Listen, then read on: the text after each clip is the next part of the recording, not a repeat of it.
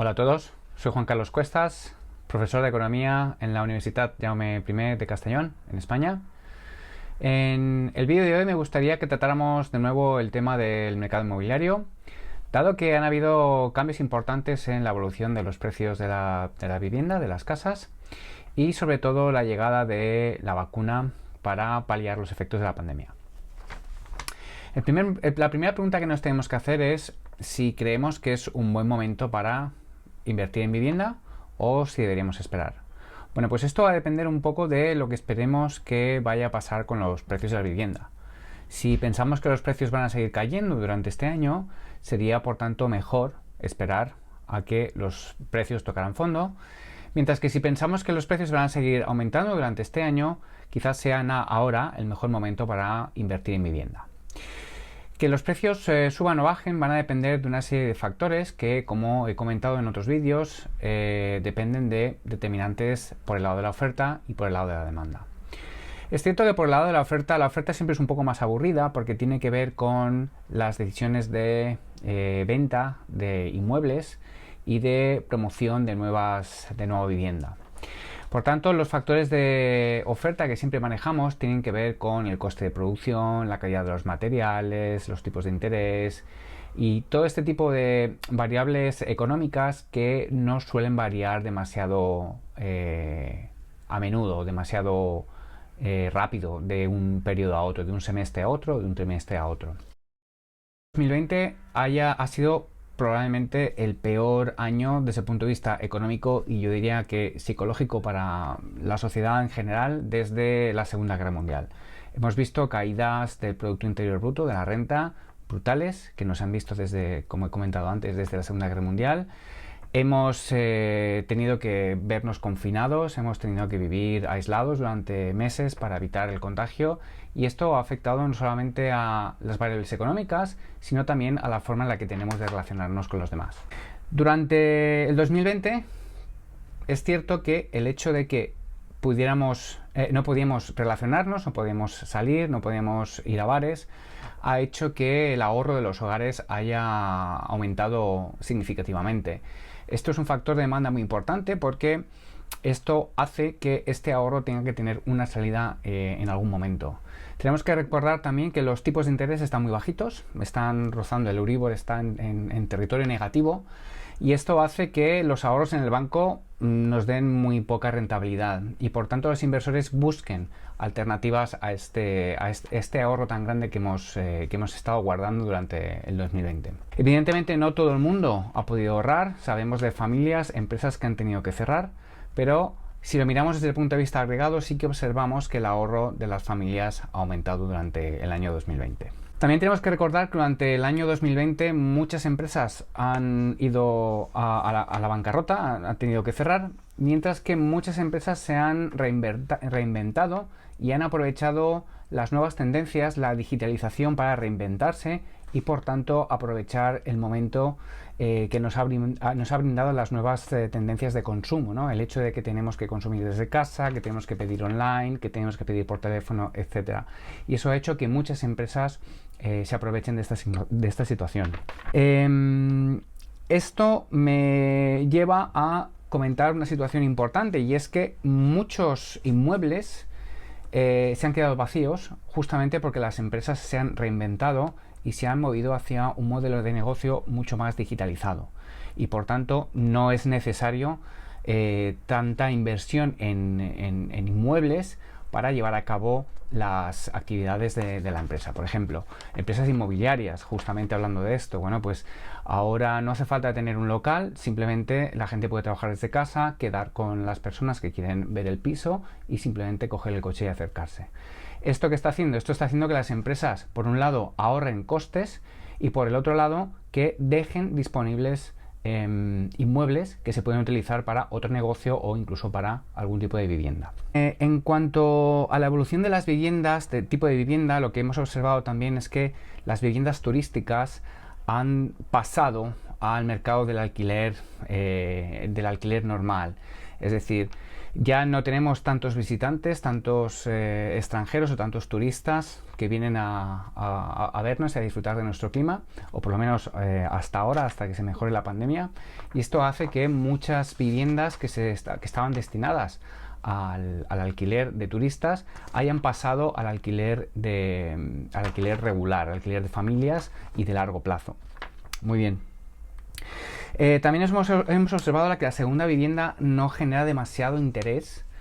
Y no genera demasiado interés porque, si bien es cierto que la gente puede preferir vivir en una segunda vivienda, en la playa, por ejemplo, en un momento de pandemia o de confinamiento, de estado de alarma, sí que es cierto que están perdiendo fuelle. Y están perdiendo fuelle porque la gente se está concentrando en las inversiones en ciudades. Momento para comprar. Bueno, mi opinión es que los precios no van a sufrir demasiados cambios con respecto a lo que hemos observado en los últimos meses. Mi punto de vista es que los precios van a seguir manteniéndose, incluso es posible que suban en ciertas zonas, en ciertas ciudades. Sí que es cierto que quizá la segunda vivienda, como he comentado anteriormente, es posible que el precio de la segunda vivienda baje durante este año. Y por tanto, lo que sí que hemos observado es que hay un incremento de la demanda de viviendas unifamiliares. ¿Y esto por qué es? Bueno, pues porque la gente en un momento de confinamiento prefiere vivir en un chalet o en una casa más grande, retirada de la ciudad, más que estar confinado en un piso. Y esto se está viendo por el lado de la demanda. Hay mucha más demanda de este tipo de viviendas y es posible que los precios de este tipo de viviendas aumente durante este año. Esto nos lleva a también comentar que el mercado de vivienda nueva está en auge. Y está en auge porque, de nuevo, las familias están más preocupadas por invertir dentro de las ciudades, poder estar cerca del trabajo, poder estar cerca de la familia, más que en muebles fuera de el contexto social. Hay una tendencia muy importante al alza en lo que se refiere a la compra para alquiler. Observamos que los jóvenes prefieren no comprometerse a largo plazo con una hipoteca y, por tanto, gente joven que acaba la carrera, que tiene su primer trabajo y que se emancipan, también por cuestiones económicas, prefieren alquilar vivienda más que comprometerse a una hipoteca en el largo plazo.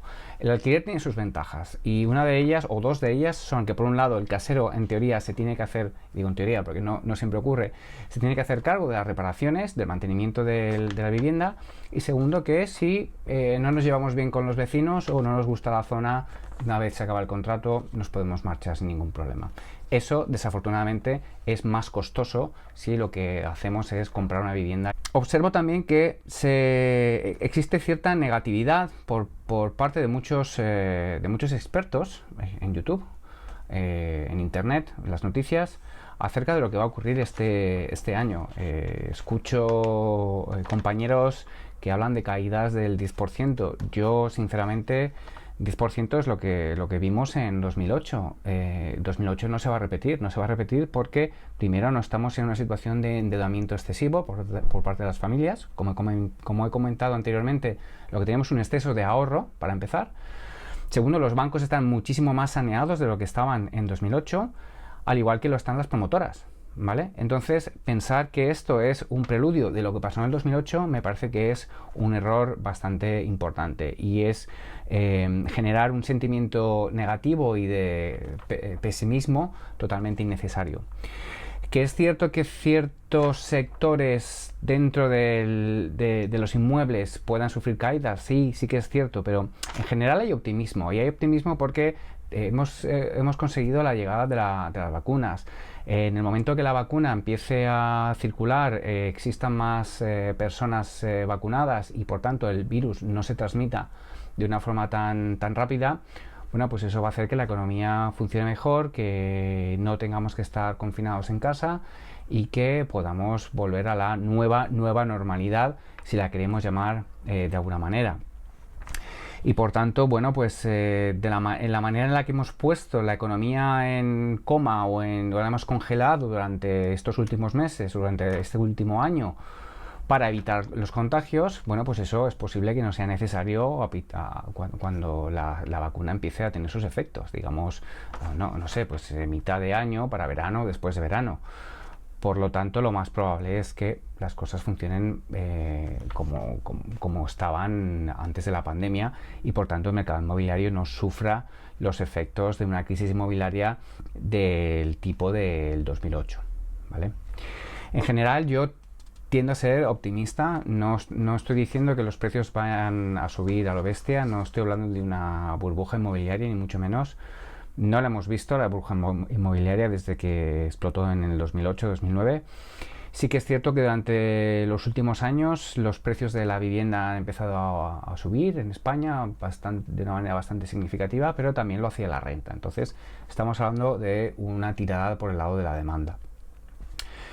Muy bien, eso es mi opinión sobre lo que creo que va a ocurrir en los próximos meses en el mercado inmobiliario. Espero que os haya interesado. Os rogaría que por favor os suscribierais a mi canal y que le dierais al botoncito de me gusta, de like. Muchas gracias y que tengáis un buen día.